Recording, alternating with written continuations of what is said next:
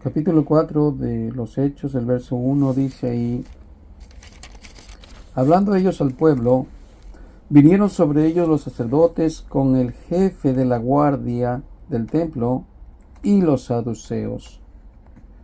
¿Qué sucede? Los discípulos están, acuérdense que están hablando al pueblo, fueron al pórtico de Salomón y estaban explicándole de que por qué ellos estaban adulándoles, por qué estaban admirados del milagro solamente y dándole más crédito al milagro y no a las palabras que Pedro les predicó.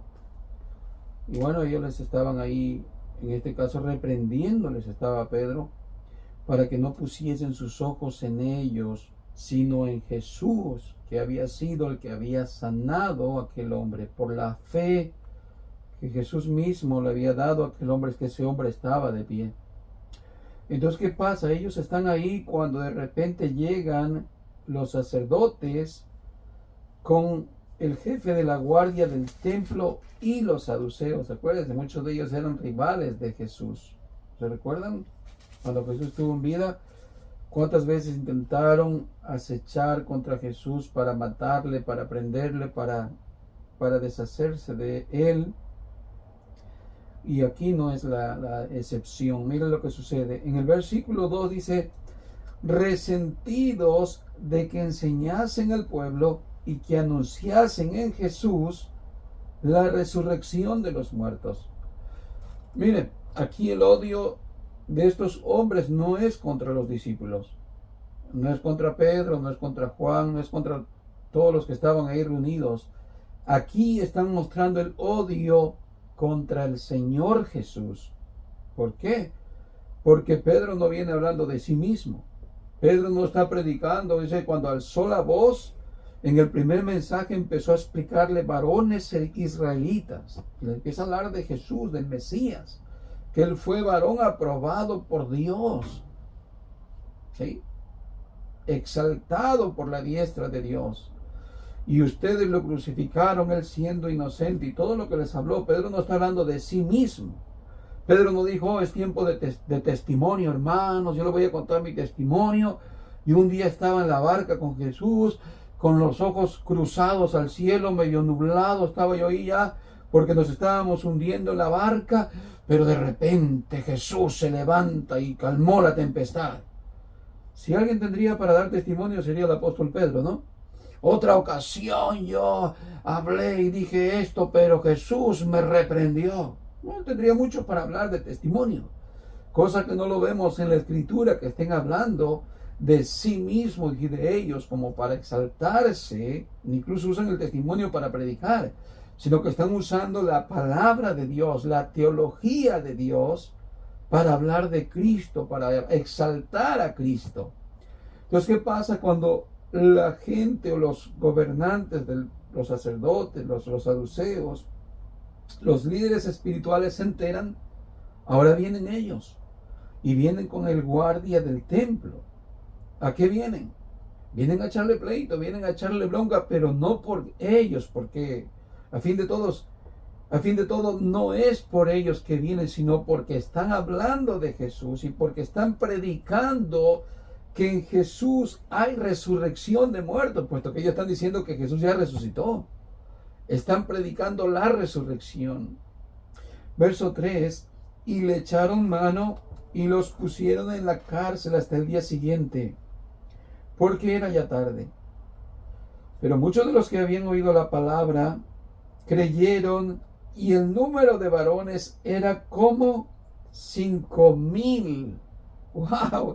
Esto es poder de Dios, hermanos. El milagro queda corto. El milagro es algo que utilizaron para exposición luego de la predicación del Evangelio. Escuche esto.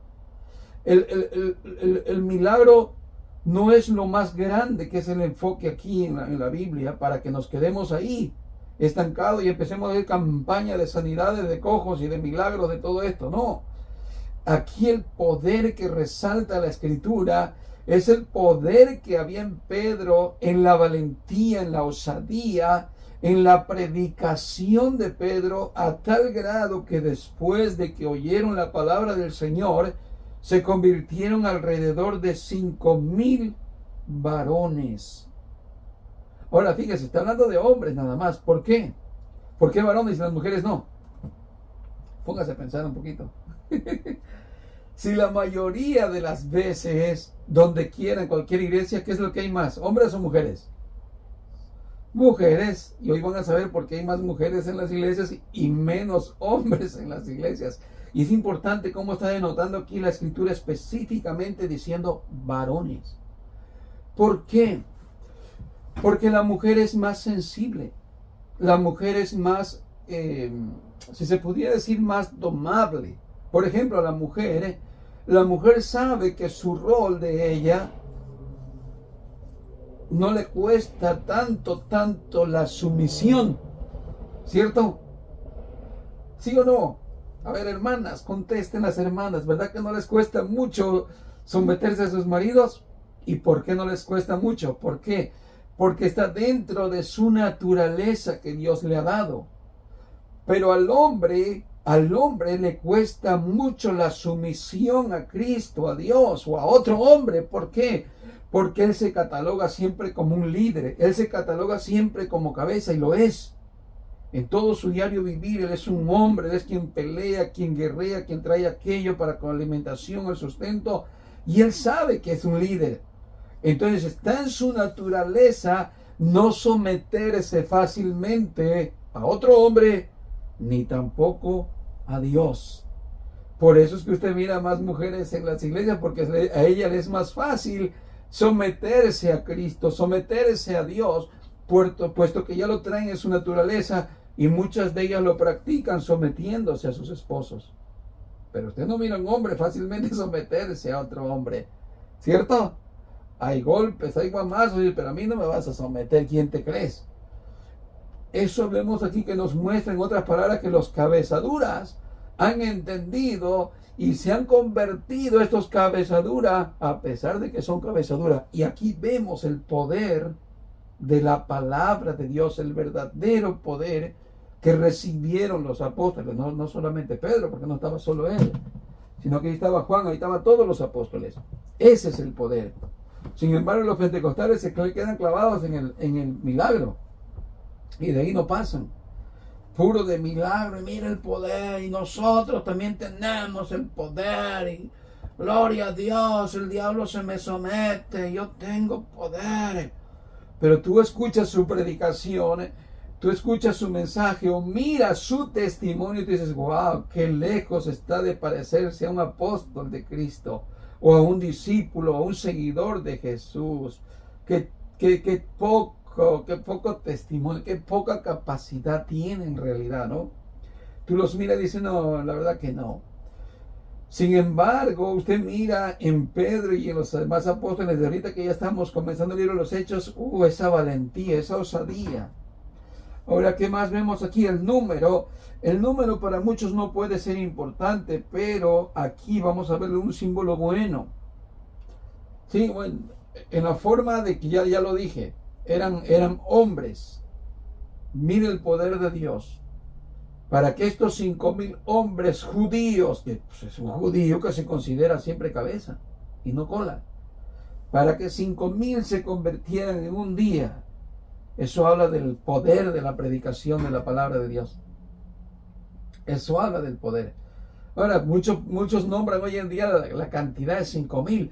Hicimos una campaña de sanidad y de poder, de gloria, la gloria de Dios descendió, se convirtieron tantos miles. Pero a veces no es cierto, ni son ciertos los milagros tampoco. Pero aquí sí hay que recalcarlo. Por eso la Biblia lo menciona. Toma el tiempo para mencionar 5,000 para que se vea lo que es el poder de Dios a través de la predicación de la palabra. No fueron 2, no fueron 3. Es más, fueron todos aquellos que estaban de seguro gritando, crucifícale a Jesús, crucifícale.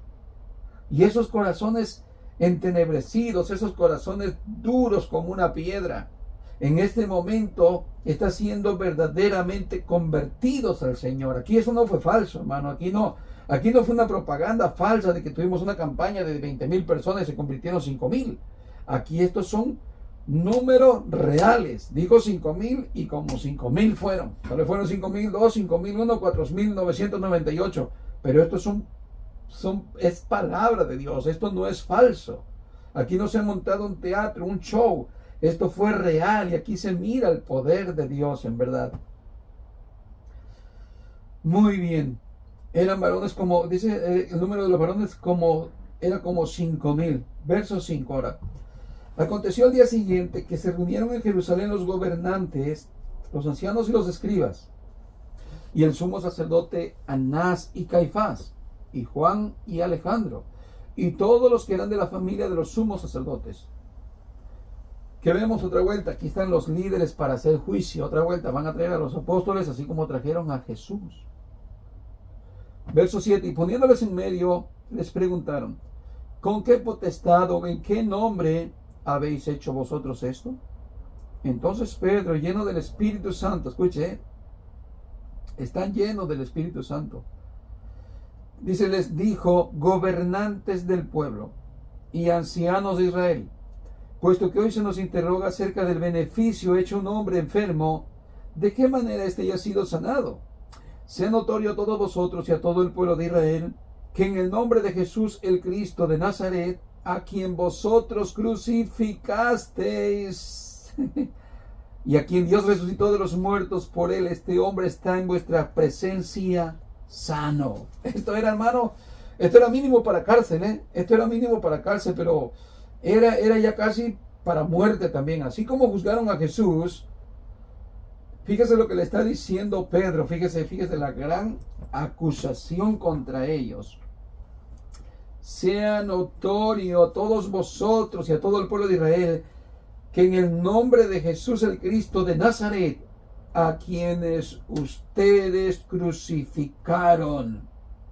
Esta acusación, hermano, no era nada amigable contra ellos. Esto hubiera sido para muerte para los discípulos. Mira lo que los discípulos se afrentaron. Mira la valentía de Pedro.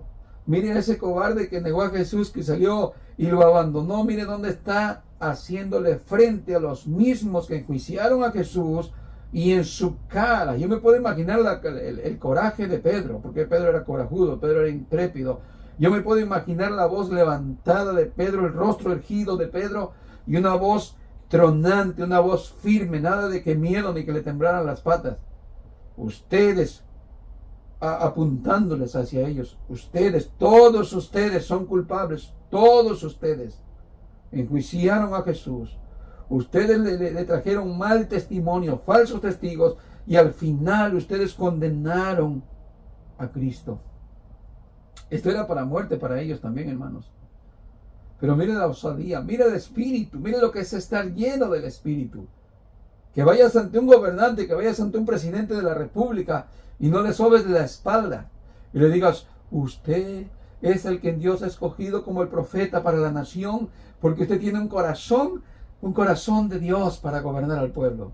No, sino que le digas en su cara la vida pecaminosa que lleva y la condena que hay si no se arrepiente, ¿no? ¿Qué vemos ahí en el versículo? Bueno, hasta ahí nada más, pero un poquito más. ¿Qué sucede? Ellos le están testificando que en qué autoridad están haciendo qué. Porque ellos le preguntaron en qué nombre, en qué autoridad están haciendo eso, con qué potestad. Y Pedro está lleno del Espíritu Santo y le está diciendo esto que nosotros hemos hecho. ¿Qué es lo que hemos hecho? Hemos hecho un beneficio. Ustedes están escandalizados, no están celebrando, no tienen amor, no tienen compasión de ese hombre que tenía 40 y pico de años. Aquí vamos a ver cuántos años tenía este hombre, un poquito más adelantito. Que este hombre tenía 40 y pico de años de estar botado, desgraciado, pidiendo limosna, estar dependiendo de que alguien lo cargara, de que alguien lo moviera, y ustedes ni siquiera pueden celebrar eso, sino que vienen enojados, vienen airados, vienen peleando. ¿Qué es lo que quieren? Todo el tiempo pelear. ¿Se entiende? A veces los religiosos son los que más pelean, hermanos. Porque pelean algo, pelean puesto. Ellos dicen en el versículo 2 que estaban resentidos, tenían envidia, tenían celo, tenían coraje. Todo eso sentían por Jesús porque miraban que la multitud se apegaba a Jesús. Al ver los milagros y también la predicación, muchos de aquellos oidores iban siendo transformados por la predicación de Jesús. Y los gobernantes, los sacerdotes le tenían envidia también a Jesús. Entonces vienen aquí igual, vienen resentidos de que la multitud se está yendo con los apóstoles. Entonces, ¿qué dice? Por un beneficio que hemos hecho un hombre enfermo, de qué manera haya sido sanado. Ustedes vienen peleando por qué fue sanado y de qué manera fue sanado, en vez de estar pues con el enfermo felicitándolo, ¿no? Gracias a Dios, que Dios tuvo compasión de ti porque estabas como un desgraciado ahí tirado, ¿no? Ahora el verso 11, este Jesús es la piedra reprobada por vosotros los edificadores, la cual ha venido a ser cabeza del ángulo. Mire, esta es otra espada que les está metiendo Pedro a ellos. Esto no es ninguna ¿cómo es? Parábola. Él les está diciendo, mire, este Jesús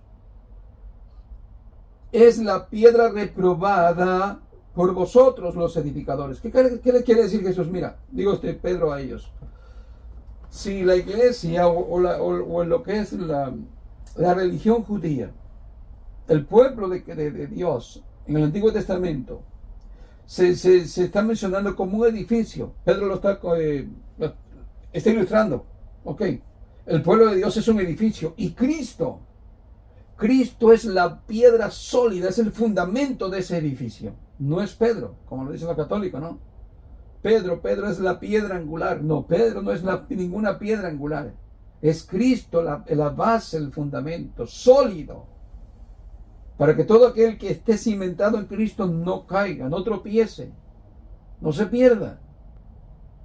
Pero a ellos le está diciendo, ustedes sacerdotes, ustedes son parte de esa edificación.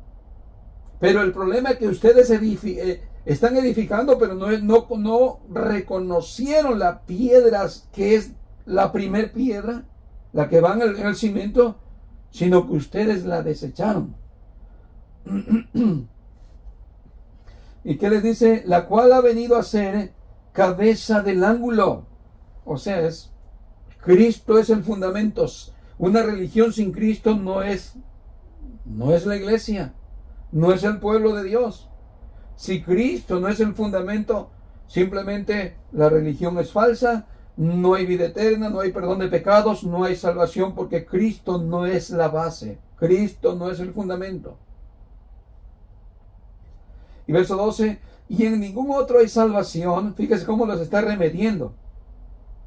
En ningún otro hay salvación, porque no hay otro nombre. Entiéndanlo de una vez por todas. Es Jesús.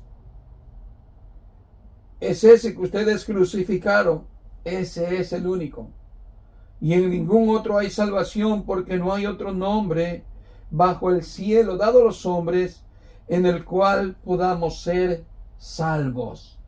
Y yo soy judío, pero no hay otro nombre bajo el cielo. Pues yo sé que ustedes tienen reverencia al Dios que conocemos, pero ese mismo Dios es Jesús. Es lo que le está diciendo. No hay otro nombre bajo el cielo dado a los hombres en el cual podamos ser salvos. Esos fueron golpes durísimos a los fariseos, a los escribas, a los saduceos y a todos los que estaban ahí, a los sacerdotes. Eso era hermanos, era una garrotiza que le estaban dando. Una garrotiza. Ahora el versículo 13. Entonces, viendo el denuedo de Pedro y de Juan, que no solamente de Pedro, también de Juan, necesitaban más apóstoles. Pero en este caso no era Pedro y Juan, ¿no? Cuando fueron a la oración. Viendo, dice, el denuedo de Pedro y de Juan, y sabiendo que eran hombres sin letras y del vulgo. ¿Qué significa? Era gente de un nivel bajo social.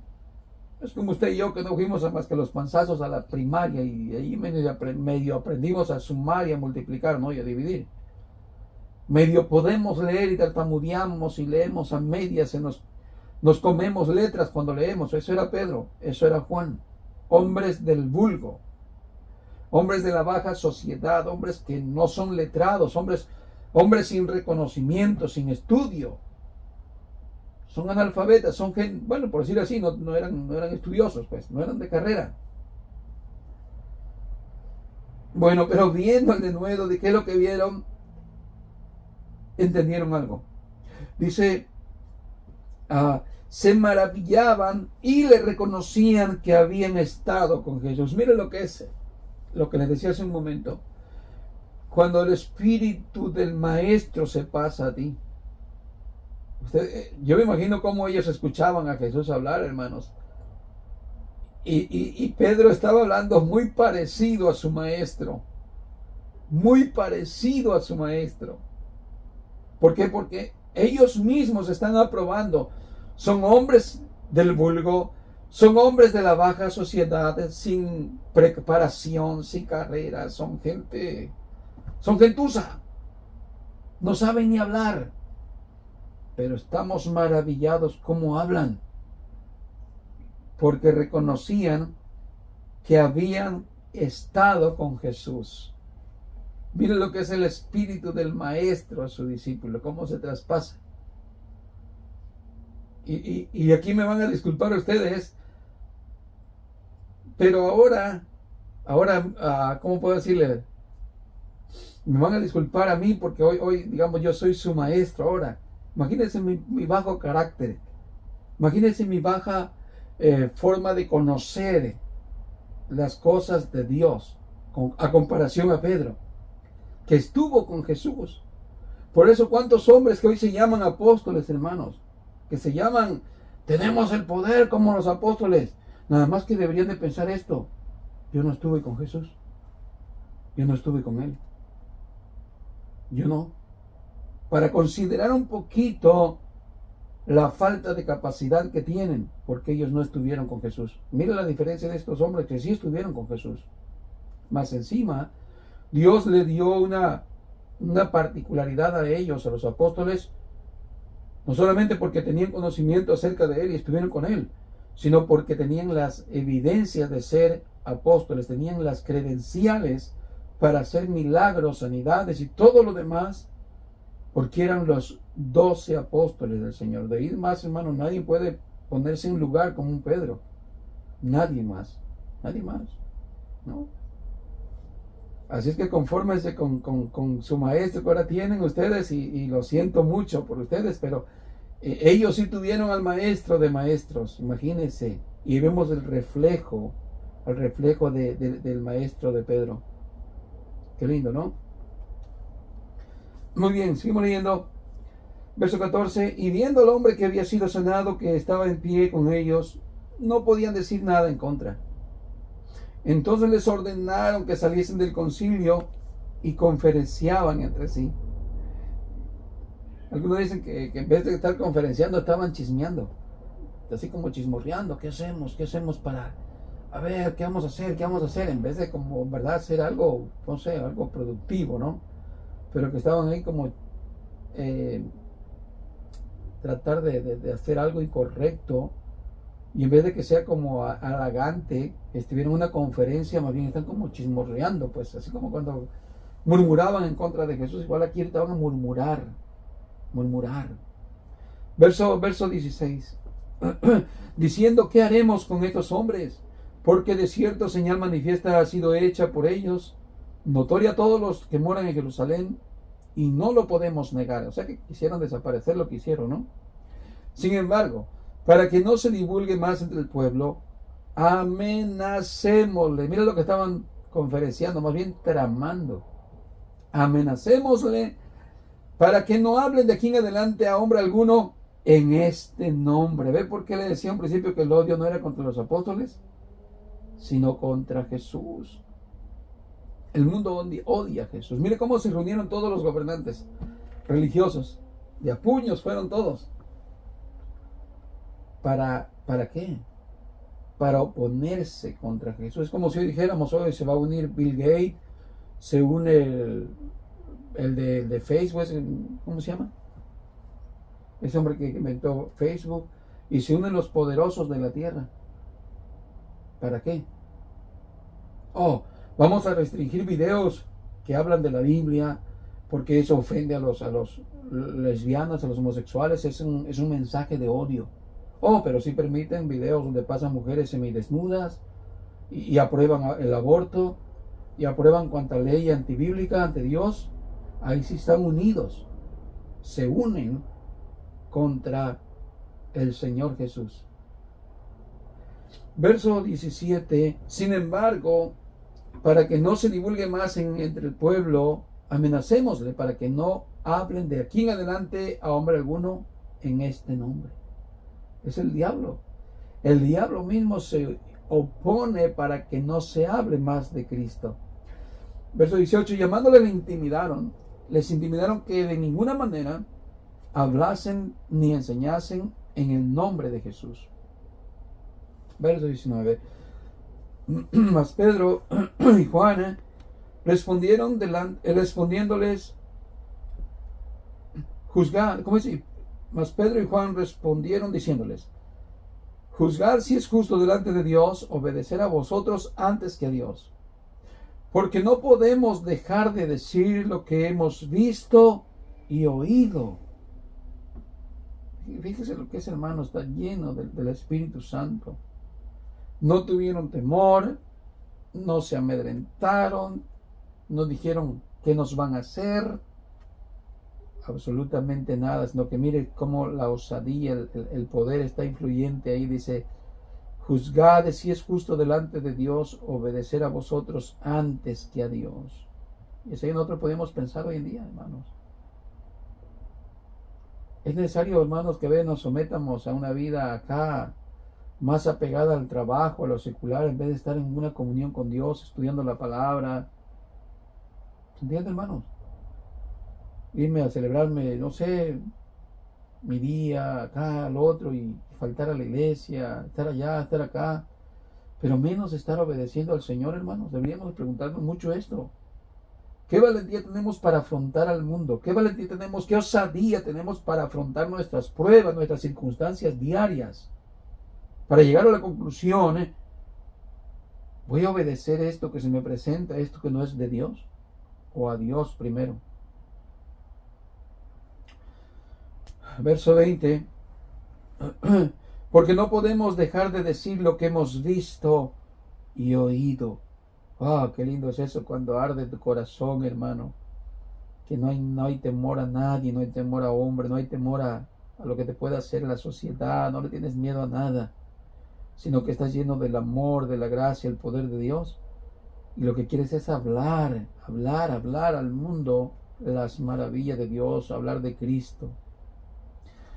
Ellos entonces les amenazaron y les soltaron. Les amenazaron y les soltaron. No hallando ningún modo de castigarles por causa del pueblo, porque todos glorificaban a Dios por lo que se había hecho. Ya que el hombre en quien se había hecho este milagro de sanidad tenía más de 40 años. ¿Y cuántos años tenía ese hombre de estar cojo? Según lo que leímos, dice que era cojo de nacimiento. O sea que tenía más de 40 años, hermanos, de estar paralítico, de estar tirado. Desde el vientre de su madre vino paralítico, vino cojo de nacimiento. ¿Qué vemos aquí, hermanos? Mire, dice que les amenazaron, pero no hallando ningún modo de castigar. O sea que no hallaron ninguna falla en ellos. Y esto es importante para nosotros, hermano, como hablaba hace rato, de que a veces la iglesia no refleja ni la justicia, ni la verdad, ni el amor al mundo. O nosotros personalmente no reflejamos eso a las personas que nos rodean, a la gente que nos conoce. Y esto es de vital importancia. Mire, ellos no teniendo cómo condenarle, cómo prensarle, cómo castigarles. ¿Por qué no tuvieron? ¿Por qué no hallaron ningún modo de castigarle? Porque no están haciendo nada indebido. Los apóstoles tienen una conducta, se podría decir, intachable. Una conducta perfecta. Entonces no haya ninguna oportunidad. Y esto debe ser de nosotros de mucha precaución. Porque muchas veces dentro de nuestro círculo familiar Nos mira nuestra familia, no, que vamos a la iglesia. Oh, ya se va a la iglesia el domingo. Pero luego nos miran haciendo cosas como hablar mentiras, hacer cosas indebidas. ¿Me entiende? Por ejemplo, que yo voy a la iglesia el domingo y para el martes me mira mi primo, mi hermano, mi cuñada echándome una cervecita. O decir mentiras. O decir palabras de acá de mi boca víboras que se me salgan. Y tú eres el hermanito que va a la iglesia, así, tú eres el hermanito. ¿Entiendes? Pero ellos eran intachables, miren, no hallando ningún modo cómo aprenderles. No había errores, no encontraron errores.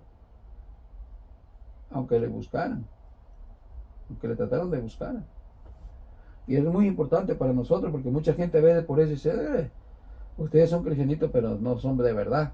Son cristianitos de papel, son cristianitos de, no sé cómo llaman. Cristianitos se deshacen con la, o de azúcar, no sé cómo, con el sol, no sé. Verso 23. Y puestos en libertad vinieron a los suyos y contaron todo lo que los principales sacerdotes y los ancianos les habían dicho. ¿A dónde vinieron, hermanos? A los suyos. ¿Quiénes son los suyos? Los hermanos de la iglesia, hermanos, los que recién se habían convertido. Ellos no es la familia ya, porque a veces tu familia no son los tuyos ya. Y ahora eres de Cristo, tienes una familia en Cristo. Vinieron a los suyos y contaron todo lo que los principales sacerdotes y los ancianos les habían dicho. Y ellos, habiéndolo oído, alzaron la voz unánime a Dios y dijeron: soberano Señor. Pero mire, no voy a adelantarme, pero primero dice que cuando los hermanos oyeron lo que Juan y Pedro le relataron, ¿qué fue lo que hicieron, hermanos? Se pusieron a orar. Pero no se pusieron a orar cada quien en diferentes mentes, sino que todos, dice ahí, alzaron la voz unánimes a Dios. Cuando habla de unidad, hermanos, se trata de que van a estar unidos en un propósito. Hay una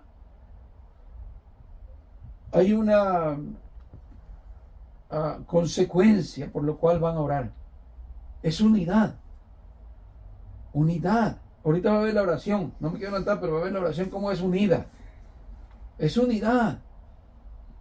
Esto es lo que tenemos que aprender nosotros, cómo movernos, cómo actuar como iglesia, que nuestra mente esté enfocada en algo, que tenga un propósito nuestra oración, que podamos entender que la iglesia es como un vehículo para que Dios siga obrando, tanto para la salvación de las personas incrédulas, como para que el reino de Dios se establezca en nuestras vidas, en nuestros corazones. Y no solamente orar por orar cuando no hay causa por qué orar. Tiene que haber una causa por qué orar. Si no te cuenta que oraste al aire. Al aire. Yo no sé, pero me acuerdo de que muchas veces te ponían a orar, ¿no? Y a veces no había ni porque no tenías el enfoque de por qué orar, o te ponían para despedir la oración. A ver, pasa, hermano, y te daban el micrófono: hermano, vamos a orar, usted despida la oración. Y ya tú, bueno, decías: Señor y Padre Santo, te damos gracias por todo, te bendecimos, te adoramos, etcétera. Empieza usted a hablar, ¿no? Y de repente, ¿qué sucedía? Todo el mundo explotaba hablando en lenguas. ¿Y dónde estaba la unidad? Porque hablar en lenguas no es unidad. A ver, ¿qué hablaban en unidad cuando hablaban en lenguas? Nada. No había propósito en la oración. ¿Se entiende? Terrible, hermanos. No había enfoque. Ahora mire aquí. Otra vez lo leemos. Y ellos, habiendo oído, después de que lo que les sucedió, ¿qué es lo que les había contado Pedro? Nos han amenazado, hermanos. Ya no quieren que hablemos más de Jesús. Nos han intimidado. Nos han amenazado. De seguro, hermanos, de aquí en adelante la cosa se va a poner dura ser cristiano. De aquí en adelante, hermanos, confesar a Cristo va a costar azotes y va a costar cárceles. Pero eso no nos va a detener, hermanos. Eso, hermano, no nos va a detener. Ahora, aquí van a observar algo, hermanos. No solamente Pedro estaba lleno del Espíritu Santo, sino todos los que oyeron a Pedro y a Juan, porque todos alzaron la voz unánime después de lo que habían oído, que había acontecido, lo que habían dicho, la amenaza. Ya no hablen más. Y después de eso, ahora sí, después de esa causa, vamos a orar. Y dice ahí, ellos habiéndolo oído, alzaron la voz unánimes a Dios y dijeron, soberano Señor. Mire qué lindo es esto.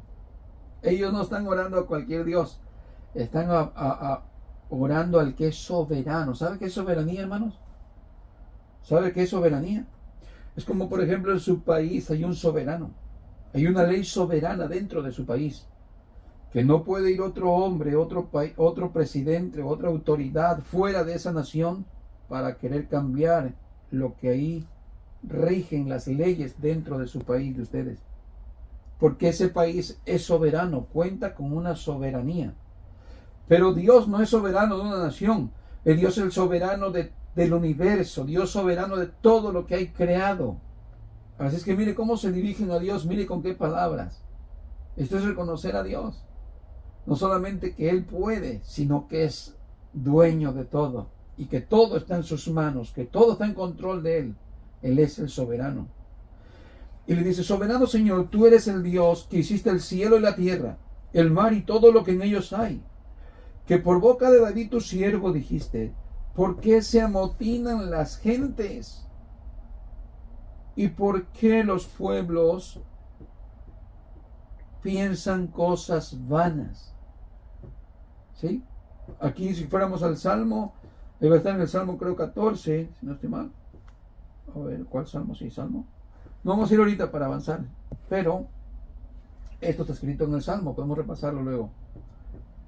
Que por boca de David tu siervo dijiste, ¿por qué se amotinan las gentes y los pueblos piensan cosas vanas, cosas locas, cosas tontas, ridiculeces?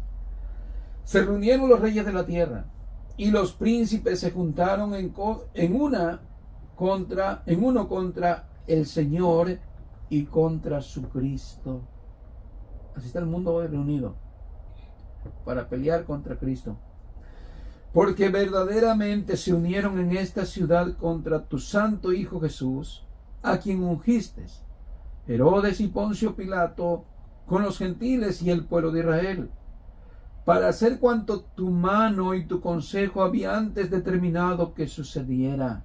Aquí le dan la gloria al Señor, porque aunque fueron culpables los sacerdotes, el pueblo de Israel juntamente con los gentiles y los romanos, al final están diciendo, Señor, nada de eso pasó porque fue casualidad, o a ellos se les ocurrió, o ellos se enaltecieron porque eran las autoridades, tanto religiosas como civiles. No.